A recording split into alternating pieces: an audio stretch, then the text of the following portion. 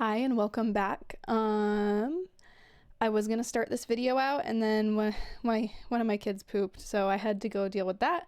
But I think I'm good. I think I can just start recording now and hopefully no other interruptions, but we will see.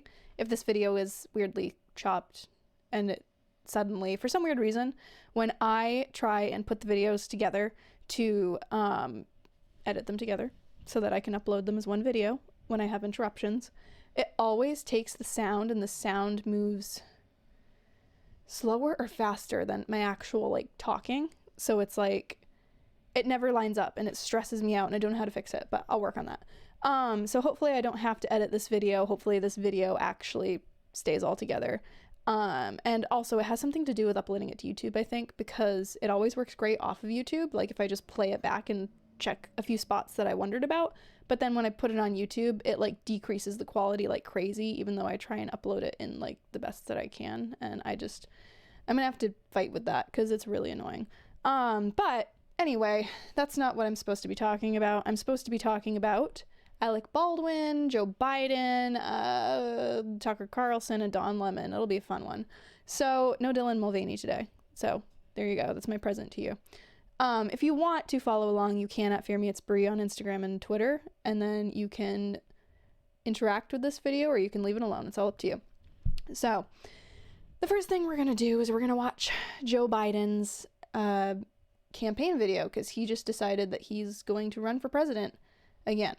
So let's hop over there and just do that first because that's all I really have on that little segment is just, hey, let's watch the video and I'll tell you how terrible it is and we can move on from Joe. So I'm going to turn myself down real quick and I'm going to play the video and I'm going to mess with it and pause it at random intervals because I tend to get copyright struck when I play videos. I'm not great with that. So let's go for it and see what happens.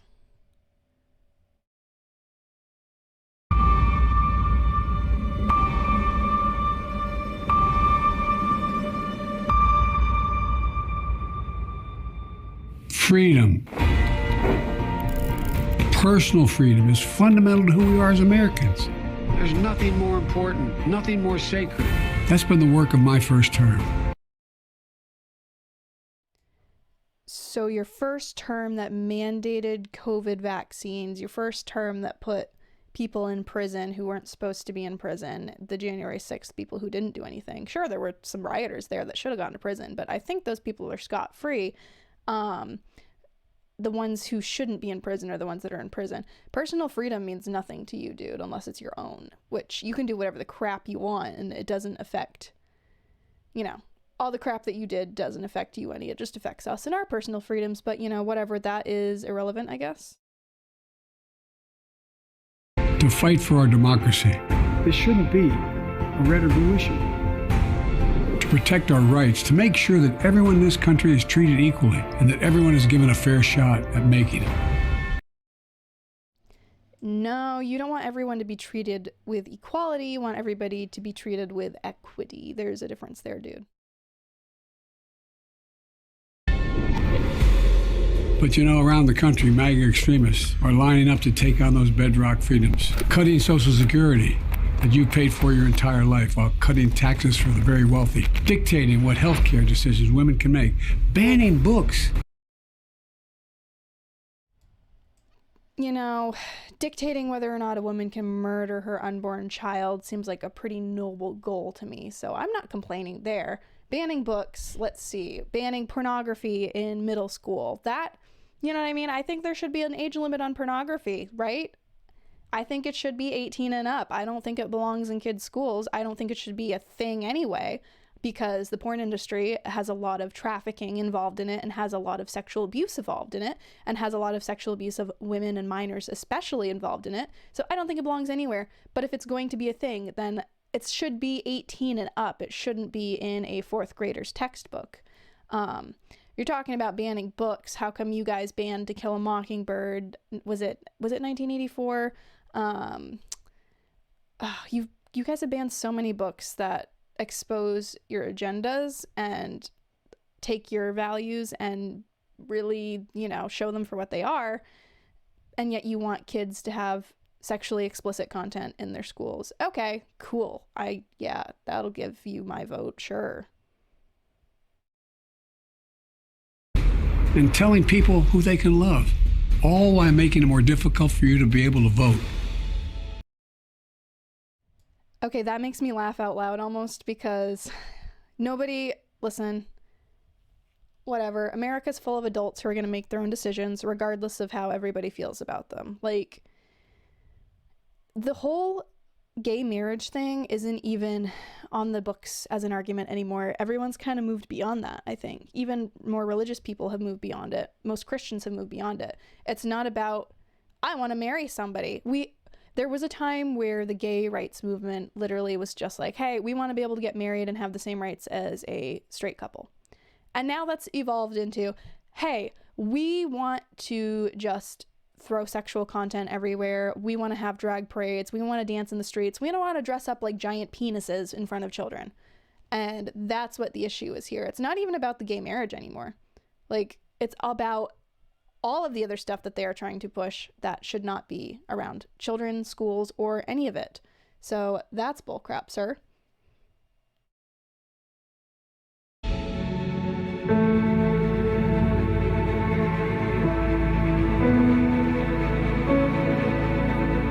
When I ran for president 4 years ago, I said we're in a battle for the soul of America, and we still are. The question we're facing is whether in the years ahead we have more freedom or less freedom, more rights or fewer. I know what I want the answer to be, and I think you do too. I'm pretty sure if you are president, we will have fewer and fewer rights as time goes on. And we'll have a smaller and smaller population if you keep pushing abortion and transgender surgeries for minors, because they won't be able to reproduce in 4 to 8 years or whenever the next term will end. Bull crap. This is not a time to be complacent. That's why I'm running for re-election. Because I know America. I know we're good and decent people. I know we're still a country that believes in honesty and respect and treating each other with dignity. That we're a nation where we give hate no safe harbor. We believe that everyone is equal, that everyone should be given a fair shot to succeed in this country. Again, that's where the push of equity over equality, you don't really believe people are equal because you have not shown us that at all in any of this stuff. There's literally companies now that are like, you want to filter out white people? Sure. Which it's like, oh, it's impossible for black people to be racist. That's not true. Everybody can be racist. Everybody has the potential to be racist. Everybody who prefers their race over another is racist. So it's like, okay, I don't know. That's a rant I don't need to go on, but Nope, all this diversity bullcrap isn't actually. You guys want to bring back segregation, so don't tell me that you want to be diverse and you want to bring people together. Thank you for choosing us. Every generation of Americans has faced a moment when they have to defend democracy. Stand up for our personal freedom. Stand up for the right to vote and our civil rights.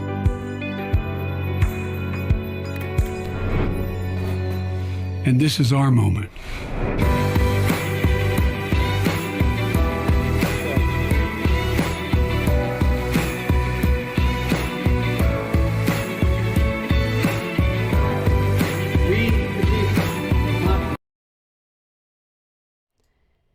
Do you think that they had an AI do this? Like, they got an AI chatbot to do the Biden voice, because he's weirdly fluid with his speech and not stuttering. And even when he reads, we know that even when he reads cue cards and prompters, he still is not this fluid in his speech. So I wonder if they like got an AI bot to do this, where they were like, in the style of Joe Biden, say blah, blah, blah, blah.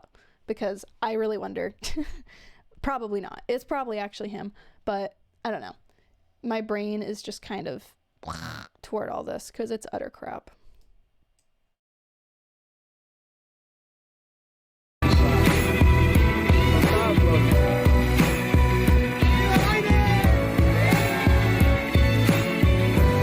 So if you're with me, go to joebiden.com and sign up. Let's finish this job. I know we can, because this is the United States of America. There's nothing, simply nothing we cannot do if we do it together.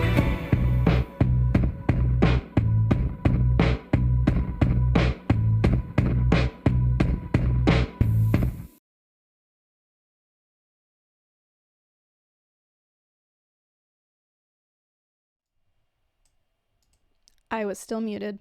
So an issue I have with that is like, let's finish the job. And there's been all kinds of like tweets and stuff from the White House where they're like, we accomplished this, this, and this, but those stupid Republicans have been holding us back. And it's like, dude, you had the House and the Senate for 2 years. You could have passed any bullcrap you wanted within those 2 years that you held everything. It wasn't until 2022 that things flipped a little bit. So why didn't you do anything in the 2 years where you were in control of everything? Like the Democrats were in control of everything. Why didn't you do stuff then? Why are you now blaming it on, well, for the last 6 months, you know, we've had this going. It's like, yeah, okay, whatever, go finish the job, because clearly you couldn't do anything right the first time. But, you know, he's running again, and that's dumb. And hang on one second, because I hear somebody calling my name. All right, after that interruption, I can go back into the next thing I was going to go into. I guess I'll leave the Biden campaign ad with everything I said about it. Sorry, I get really discombobulated when I have to stop the video and then go deal with something for a few minutes and then come back, because I'm like, where was I? What was I doing? That's why I don't do these live, is because there's no way that I could get through it without having like 15 minutes of just a silent chair sitting there staring at you, because I have to go change a diaper, or the tow truck broke, so I've got to fix this when I'm done with this. So yeah, stuff like that ends up interrupting me. Maybe one day I can do this live when I can stay out of the room better, but we'll see. So the next thing we're going to move on to after the Joe Biden campaign announcement, because I totally lost my train of thought, so I'm just not even going to finish it, is, where was it? We're going to go over to Alec Baldwin, and we're going to talk about the fact that he got away scot-free. What? There's just an ad playing. He got away scot-free. He's not going to jail, not doing anything. He's happy. He's happy as a lark, and the armorer is going to be charged with murder or manslaughter or whatever it is that they're actually trying to charge with. She's gonna take the fall for everything Alec did. So we're gonna hop over here to this New York Post article and look at that. So charges against dressed armorer Hannah, I don't know how to say her middle name, so I'm just gonna say Hannah Reed. Hannah Reed proceed after Alec Baldwin cleared. Although charges of involuntary manslaughter have been dropped against Alec Baldwin over the fatal shooting on the set of his movie Rust, a new date was set for a judge to hear evidence against the film's armorer on the same charge as Friday. And from what I was researching and looking into, it looks like she is going to be convicted of this. Whatever. She is going to be charged with manslaughter, murder, or whatever. I think she probably should be charged with some form of negligence, just because, you know, there shouldn't have been a live round in that, which begs the argument, did Alec Baldwin do foul play? I wonder. I honestly do wonder. But if not, and say Alec Baldwin didn't tamper, say he did nothing wrong at all other than point the gun and shoot it without checking it first, she probably should have some kind of, maybe not severe charge, but at least a misdemeanor of some kind, because it's like, that's negligence on your part if you just handed him a gun that's supposed to be full of blanks and has live rounds in it. It's supposed to be a cold gun. But Alec Baldwin is the one who pulled the trigger. Alec Baldwin is the one who took the gun and said, all right, cool. You just said this gun's perfectly safe. Point and shoot. You don't do that. If you were on a shooting range and somebody handed you a gun and said, hey, this gun's full of blanks, you can point it at Ted over there and fire it. It won't hurt him. And then you shoot Ted and Ted dies. The person who handed you the gun is not the one who murdered Ted.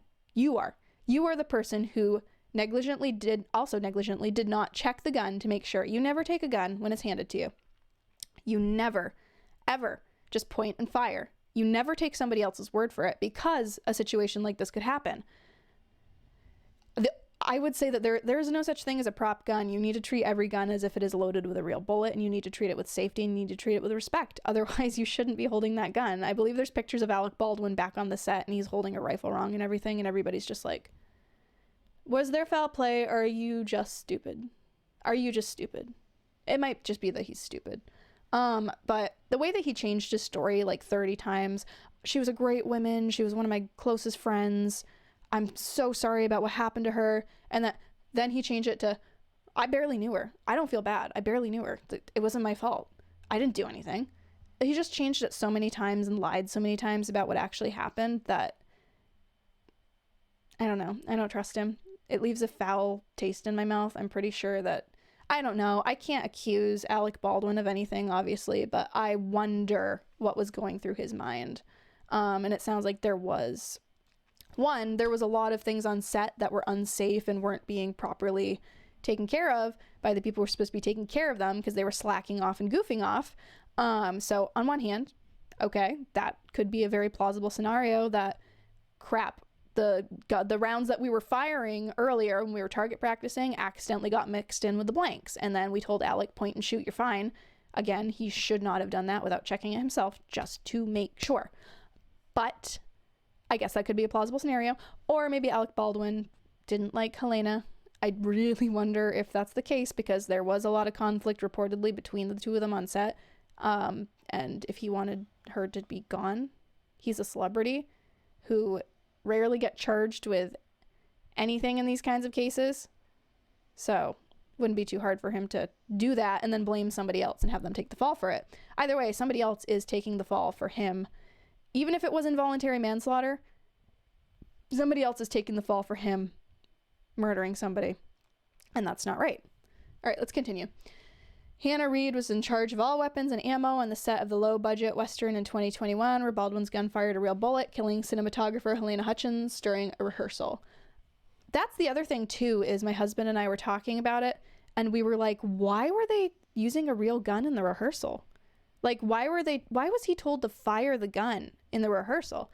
You're rehearsing. Even if it's a dress rehearsal, you don't need to point and shoot necessarily. You're rehearsing. You could have had nothing in your hand and been like, and Alec points the gun now, Alec fires, and cutscene. You know what I mean? Like, they didn't need to actually have him pull the trigger. It's very weird. That's another thing that's very weird to me in this whole situation. A preliminary hearing for Reid has been scheduled to take place from August 9th through the 16th in New Mexico's first judicial court. The hearing will allow prosecutors to showcase some key witnesses they've gathered, who the defense can then cross-examine for the judge to determine whether the case can head to trial, which could take place within the same month.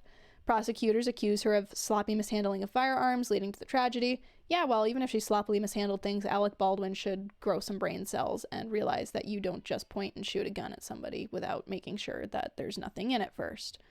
The daughter of the famed movie armorer, Thel Reid, had only ever worked on one other set before she was hired for the catastrophic Rush shooting. The rookie has been in charge of initially loading the vintage Colt 45 revolver Baldwin ultimately used in the October 2021 disaster, but she allegedly left the church set where the scene was being filmed and was not present when the life-ending shot was fired. So she wasn't even there.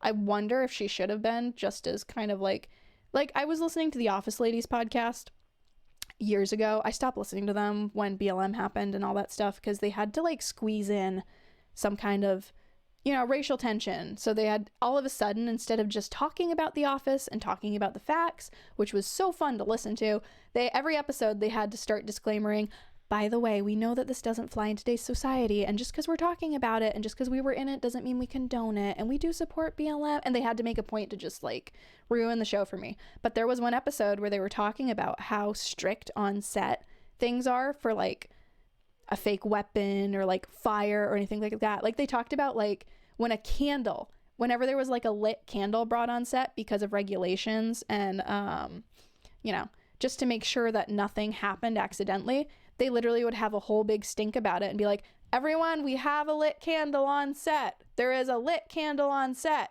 And they'd hold it and they'd like, everybody needs to know there is a lit candle on set for liability. So, and then the person who would, be in charge of that would be there the whole time to make sure nobody knocked the candle over, nobody burned their finger or something dumb like that. So she probably should have been there. I almost said for the shoot, which is very poor taste, not meant to be a joke at all, but you know what I mean? She should have been there for the rehearsal, just to make sure that everything was running smoothly, probably. So that is odd that she was not there. I will say that about her. She later claimed She claimed later to police no one notified her the weapon was being used on the set. So that's an interesting thing to hear too. Sounds like they weren't supposed to use it. Otherwise, maybe she would have been there. Maybe everything I said was wrong. If she wasn't notified the weapon was going to be there, she didn't know that she was supposed to be there in the first place. So that makes sense. Cops also obtained text messages which show Reed had tried to use live ammunition on set during past film production, although she maintained the Rust revolver was only loaded with dummy bullets. Okay, so that use live ammunition on set doesn't necessarily mean she was handing people guns and saying point and shoot at them. It just might mean like in a scene where they're shooting, like, I don't know, maybe they're shooting bottles in the distance. They wanted to use live ammunition to shoot those bottles. I don't know what the situation for that one was. But they tried to paint that as super egregious, but it might not be as bad as they're trying to say. Immediately following the shooting, investigators who scored the Rust set described finding a combination of live rounds and dummy bullets in the set, a serious safety violation which fell under Reed's purview. She also could have been framed. You never know. She easily could have been framed. Who's to say somebody didn't, if there was foul play, who's to say somebody didn't take a scoop of live rounds and just drop them into the bucket after she checked it? Earlier on the day of the shooting, the ammunition was left in a cart on the set, not secured. Like I said, you could easily plop a few rounds in there and hope they make their way into the gun. While the crew took a lunch break, previous police documents said another red flag. Reed's lawyers have said the new special prosecutor team have taken very diligent and thorough approach. They are seeking the truth, and we fully expect at the end of this process, Hannah will also be exonerated. Yeah, I don't think that's happening anymore. Baldwin's lawyers confirmed Thursday Santa Fe County District Attorney dropped criminal charges against the actor. We are pleased with the decision to dismiss the case against Alec Baldwin, and we are encouraged a proper investigation into the facts and circumstances of this tragic accident. His lawyers Luke Nikas and Alex Spiro said in a statement to the Post. Special prosecutors handled the Rust shooting investigation, conceded new facts were revealed, which called for further investigation and forensic analysis that resulted in the dismissal of the charges. And that's something that they won't tell us either, is what those new facts were, from what I've gathered. So it's like, it's easy to just be like, oh, there's new facts, we're dropping the charges. Why? What are the facts? Yeah, we're not going to tell you. We're just going to drop the charges. So far, I have not seen what those new facts are, so that makes me feel a little uncomfortable. But the special prosecutor, Carrie T. Morrissey, and Jason Lewis noted they may be refiled pending the outcome of various tests.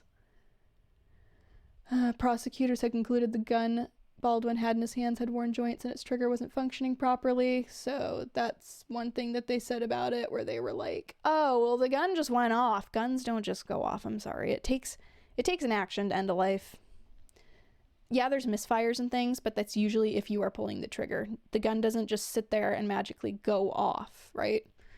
Sources told ABC News the prosecutors had concluded the gun Baldwin had in his hands had worn joints and its trigger wasn't functioning properly, and the gun could be fired without putting pressure on it. So, I mean, if that's the case, then you shouldn't have your finger on the trigger at all. That's trigger safety. Like, you don't just stand there. You don't do this, okay? You don't. And again, why would they give him a malfunctioning thing? Even if it was loaded with blanks and it was perfectly fine and safe, why would they load it for a rehearsal where he's supposed to point it at the camera? That doesn't make any sense. Why would you shoot a blank at the camera? You can, in post, make it look like the gun is firing. 2, why would he fire it anyway? 3, why would they give him a gun that they know is broken if it is loaded even with blanks? It just doesn't make any sense. Baldwin, 65, has maintained he did not pull the weapon's trigger and has pleaded not guilty to the charges against him.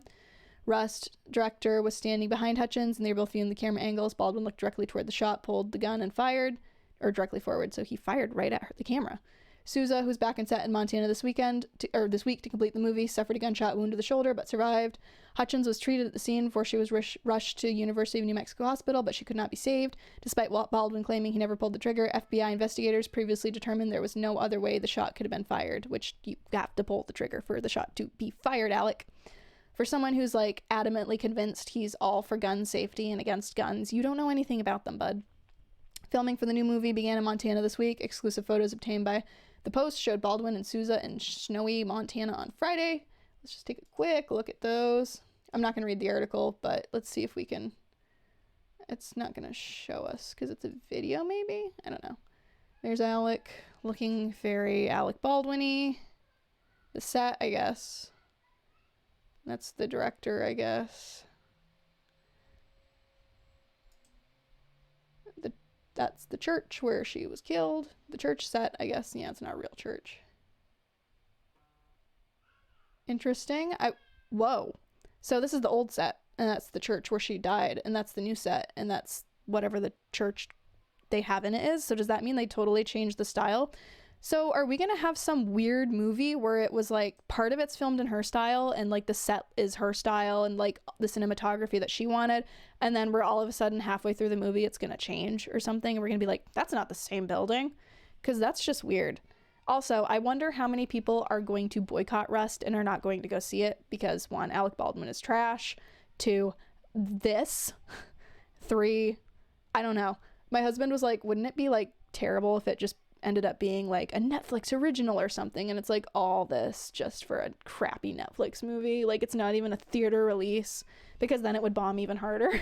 So I don't know what's going on with that, but I don't think she should be charged with the crimes it looks like she's going to be charged with. Hannah Reid, I think that that's ridiculous that they're doing that to her, and I think Alec Baldwin should be doing time for his crime. It's just obvious, and I'm really frustrated that that's not what's happening in this situation.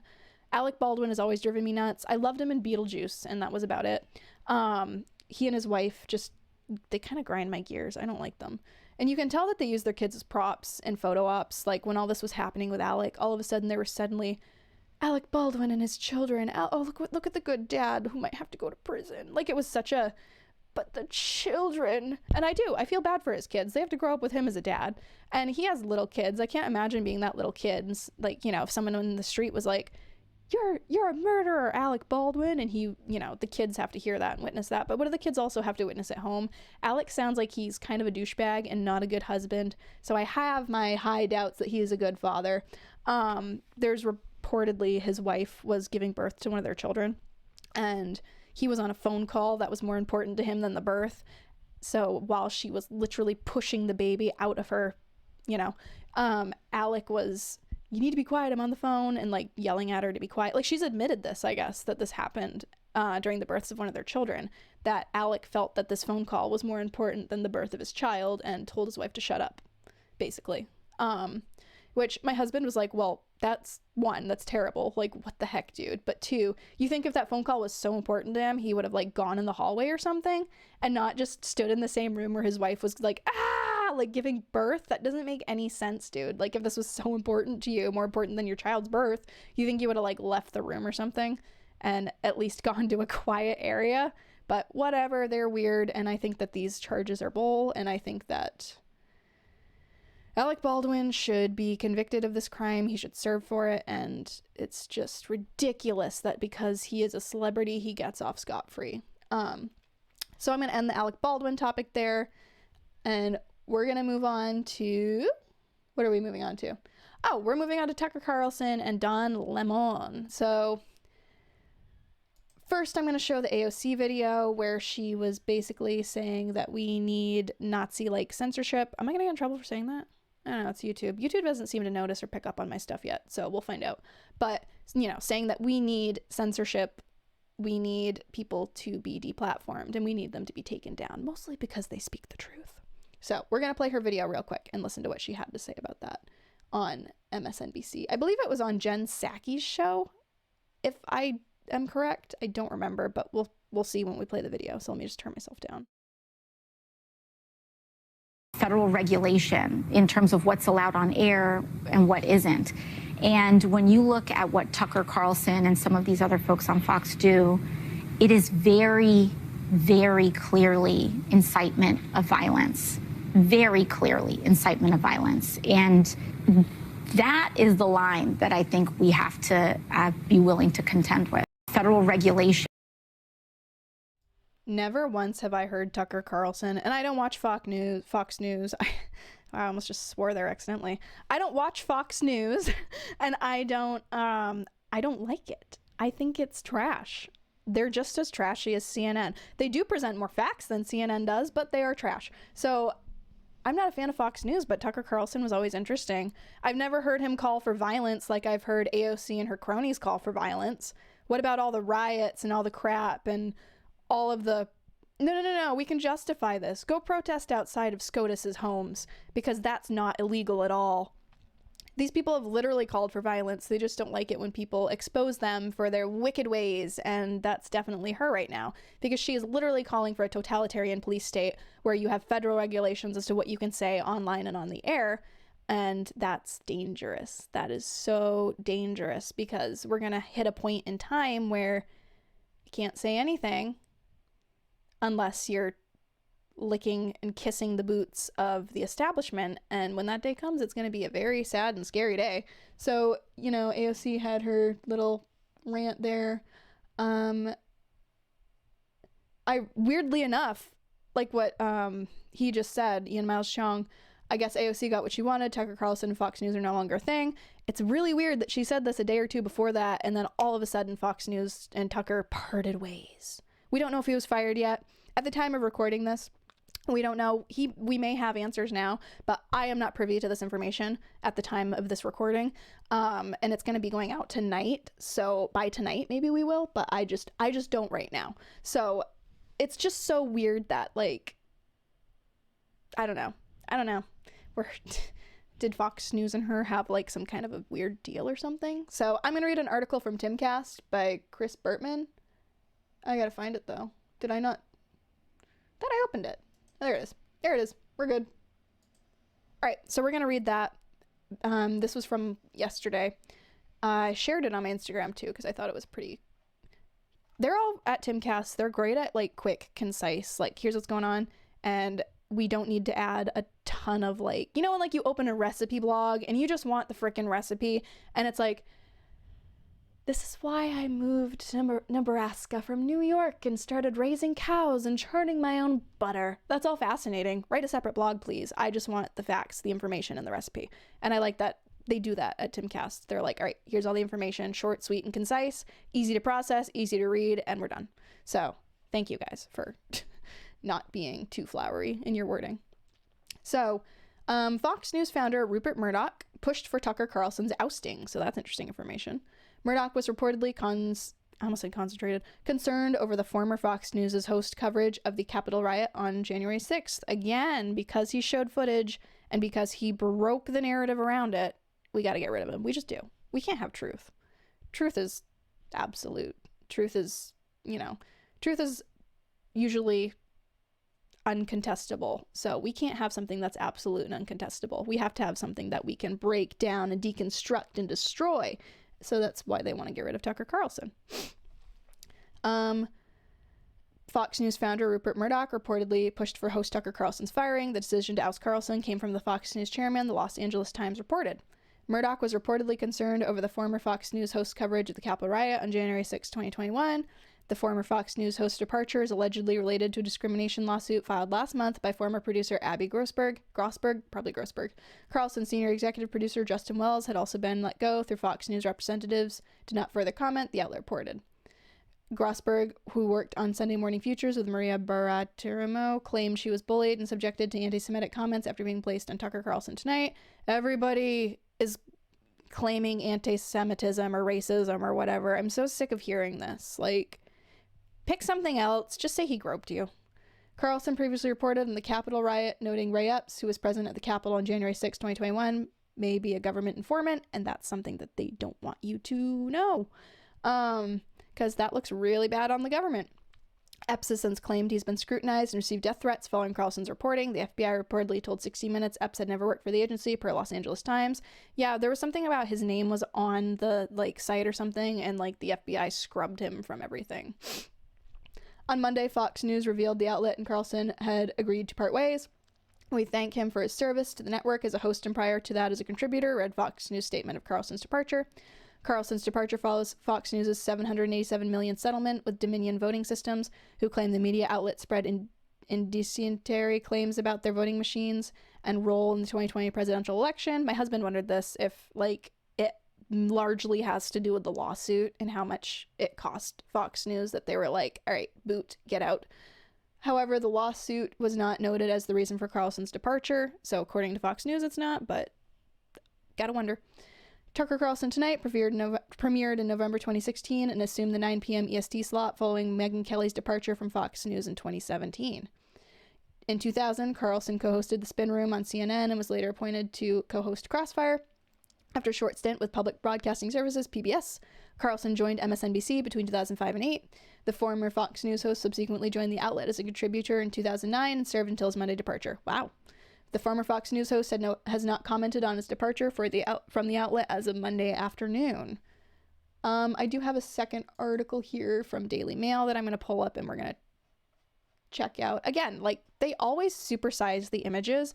So when I read Daily Mail articles on this computer for everyone, I have to hunt for the text. And that's why I feel like I slip up and mess up so much when I read the Daily Mail stuff, because it's like, wow. All right. I might not read the whole thing. I might skim this one more because I feel like that last one kind of gave us a pretty good, unless there's new information I notice. Fox News took issue with Tucker Carlson's derogatory remarks towards staff and bosses before shock departure. Of course they did. Of course he had to say something terrible. Anchor called them incompetent liberals and effers who were destroying their credibility. I mean, most of the people on Fox News are trash, and they're not credible. And they're just prettier faces than MSNBC and CNN, but they spout the same crap. So, I don't know. Apparently he was all you're fade like Trump. I don't know. Tucker Carlson departed Fox News on Monday, reportedly not given a reason for his ousting, but was told the decision came from above. The Wall Street Journal, like Fox, owned by Rupert Murdoch, reported that executives were angered by his criticism of them following the 2020 election. Some of Carlson's texts were made public as a part of Dominion defamation case and showed the host fuming at the decision to call the election for Biden. A lot of people were mad about that. A lot of people were like, this isn't real. This can't be happening. Same thing with Trump. Do you remember the people dropping to their knees in the streets and screaming and like giving death threats and protesting when Trump was arrested? A lot of people are unhappy with a lot of decisions and say a lot of things that they may not mean, or they might mean, but in the heat of the angry moment, they might just say something and be like, oh yeah, that was a little much. I probably should have worded that differently. So what the heck? Tucker Carlson was ousted by Fox News in part because executives were angry at his bitter criticism of them following the 2020 election, according to the Wall Street Journal, which, like Fox, is owned by Rupert Murdoch. We already know this information. The paper said the executives were angry at the disparaging and derogatory remarks he made about his colleagues, including a plea to get the White House reporter Jackie Heinrich fired for fact-checking Donald Trump and calling his bosses incompetent liberals and effers. The comments were made public as part of the defamation suit filed against Fox by Dominion Voting Systems, which was settled last week at a cost of $787. Like I said, I have a hard time with Daily Mail, like the font and stuff. $787.5 million. Many of the messages were redacted at the request of Fox attorneys, but have been seen by top Fox executives. It's a weird image. Okay, hello, lady. Was there words above it? See what I mean? So there's like, it just doesn't work. Those made public include Carlson telling a colleague the day after the election was called for Joe Biden, "Do the executives understand how much credibility and trust we've lost with their audience?" And another, he said, "Those effers are destroying our credibility." He later wrote, "A combination of incompetent liberals and top leadership with too much pride to back down what is happening." Carlson vented his fury to his producer Justin Wells, who was also fired on Monday. "We're playing with fire for real. An alternative like Newsmax could be devastating to us," he said. On November 9th, 2020, he told Scott the CEO was alarmed by the fall in ratings, and after the network 2 days earlier called the election for Biden. "I've never seen a reaction like this to any media company. Kills me to watch it," Carlson said. Wow, that lady's got some bug eyes. Carlson was not the only Fox figure angry at the decision to call the election, but he was among the most passionate. So it sounds like they all were like that. Carlson texted Hannity and Ingram, "Please seriously get her fired. What the F? I'm actually shocked. It needs to stop immediately, like tonight. It's measurably hurting the company. The stock price is down. Not a joke." Carlson said he raised Heinrich's factuality accurate tweet with Maude Cooper, the executive vice president for programming. So yeah, I guess he just, I don't know. I'm not going to go through the whole thing because I'm kind of running out of time here. But, wow, that is a very young Tucker Carlson. I feel weird. So there's theories that now that Tucker is, free, he might put in a presidential bid and he might run for president. I don't know about that. That would be interesting. He probably is going to sign with like The Blaze, or even, I don't know that he'd do Daily Wire. It would be interesting to see Tucker Carlson on Daily Wire with, Matt and all them, but I don't know that he would. I just don't see him with Daily Wire because he's kind of a fiery fellow, and I know they are there too, but I just don't know if they would clash if he clashed this much with the other company. But maybe The Blaze, I could see him doing something with The Blaze. I see that over Daily Wire. Maybe he would run for president. I don't know. Or maybe, if Trump ends up getting the nominee, maybe he'd pick Tucker Carlson as his vice president, because that would be an interesting pair, honestly, to watch. It'd be funny in debates because the two of them would just destroy people. It would be hysterical. Like watching, can you imagine Tucker Carlson and Donald Trump against Joe Biden and Kamala Harris? I honestly don't think Joe Biden and Kamala Harris are going to make it to the 2024 past the primary. I don't think the Democrats want them because both of them have such low ratings. Nobody seems to want them. I don't know. I think they'll play it up as like, oh yeah, Biden, and then they'll kind of shoehorn somebody else in and be like, oh, his polls are dropping. Aw, well, you did what you could for 4 years, and but the people chose this guy. No, you guys chose this guy. So I don't know. I don't know that he'd run for president or anything. It's just interesting that, Tucker Carlson's show is like the most influential show on Fox News. It's their biggest show. It draws in the most people. All kinds of people I'm seeing on Twitter are like, I'm done. That was literally the only thing I still had cable TV for. That was literally the only reason I watched Fox News. So I have a feeling like Budweiser, they have shot themselves in the foot and they're going to see their numbers plummet after this. So I'm very curious to see if this is the doom and downfall of Fox News and who takes Tucker's place. Probably somebody who's just a yes man, because I think they want to, I'm pretty sure Fox News wants to leave behind true journalism and just have maybe they'll hire Don Lemon. Oh, I don't know, let's go over here and read that article. So I have an article from the Los Angeles Times that I found saying that Don Lemon says he was fired by CNN without warning. Network blasts inaccurate statement. So Don Lemon's at war with CNN now. Prominent CNN host Don Lemon on Monday announced he has been fired after 17 years at the cable news network. I was informed this morning by my agent that I've been terminated by CNN. Lemon wrote in a statement posted on Twitter, I am stunned. After 17 years at CNN, I would have thought that someone in management would have had the decency to tell me directly. His departure was swift. Lemon appeared on CNN this morning earlier in the day. The network confirmed the news in a statement. CNN and Don have parted ways. CNN chief executive Chris Light said in a statement, Don will forever be part of the CNN family, and we thank him for his contributions over the past 17 years. We wish him well and will be cheering him on his future endeavors. But CNN also challenged Lemon's account of how he was fired. Don Lemon's statement about this morning's events are inaccurate, the network said in a statement posted online. He was offered an opportunity to meet with management, but instead released a statement on Twitter. The move came as CNN began facing resistance from advertisers and potential guests for the morning news program CNN This Morning, which Lemon co-anchored, according to the people familiar with the matter who were not authorized to comment. Lemon was briefly suspended in February after he made offensive comments about when a woman is past her prime when speaking about a 51-year-old Republican from South Carolina, Governor Nikki Haley. That's funny. Who was running for the party's presidential nomination for the 2024 election. I'm not a Nikki Haley fan, but I wouldn't say she's past her prime. She's still attractive and, she's still a fiery woman. That's a low blow, dude. In an unusual move, Light told the staff in a memo announcing Lemon's return from the suspension that the anchor would undergo formal training, most likely diversity, equity, and inclusion. That's funny. Have the homosexual black man do diversity training. From the parent company, Warner Brothers Discovery Human Resources Department. In his Twitter statement Monday, Lemon indicated he had been blindsided by the news. At no time was I ever given any indication I would not be able to continue to do the work I've loved at this network. Lemon wrote, it is clear that there are some larger issues at play. Lemon said, racism. That's probably what he's going to say. They fired me because I'm black and I'm gay. But I feel like that's not the reason. With that said, I want to thank my colleagues and the many teams I've worked with for an incredible run. They're most talented journalists in the business. They're the fakest journalists in the business. And I wish them all the best. The Louisiana native who joined CNN in 2006 became a popular figure during his 8 years in the network's primetime lineup. His generated fans for being outspoken about often culturally taboo topics. In his 2011 book, Transparent, I thought that was Michelle Obama's book, Lemon came out as gay and discussed the stigmas of being a gay black man. He encouraged others to speak candidly about their sexual orientation, saying there's a degree of deception in silence. How about we just not talk about it? I don't want to hear about who you sleep with.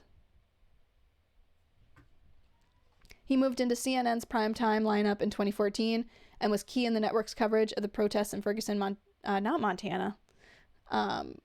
M-O. I'm sorry. My brain is farting. Minnesota. Minnesota. Duh, Brie. Okay.